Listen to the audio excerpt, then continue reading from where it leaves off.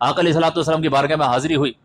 سلطان الہند ہیں مگر سلطان الہند ابھی نہیں تھے، آ کے عرض کیا السلام علیکہ یا رسول اللہ و یا سید المرسلین و خاتم النبیین.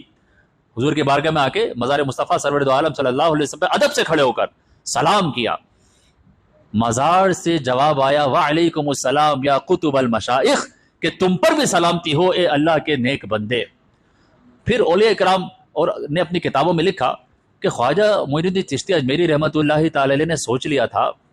کہ یہ it is my last destiny, بس یہیں رہوں گا میں، مدینہ چھوڑوں گا نہیں.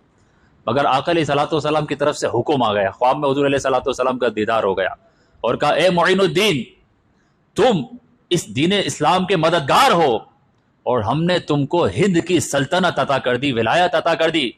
جاؤ اجمیر چلے جاؤ، تمہاری ذات سے بے دینی دور ہو جائے گی اور اسلام کو غلبہ ہوگا. اب خواجہ صاحب کی آنکھ کھلی، دل تو یہ چاہ رہا تھا کہ ساری زندگی یہاں گزر جائے، مگر آقا علیہ السلام کا حکم تھا کہ اللہ کی راہ میں سفر کر جاؤ، تبلیغ کے دورے پہ نکل جاؤ، اور تم یہ مدینہ چھوڑو اور وہاں جاؤ، ہند میں جاؤ، اور تمہاری ذات سے کئی لوگوں کو اسلام کی دولت نصیب ہوگی. اور ہم نے دیکھا کہ خواجہ صاحب کی تبلیغ کی وجہ سے، آپ کے اخلاق کی وجہ سے، آپ کی جو تصوف کا انداز تھا، آپ کی عادات کی وجہ سے 90 لاکھ 9 ملین جو نن مسلم تھے، کافر تھے، انہوں نے کلمہ پڑھا اور مسلمان ہوئے ہیں.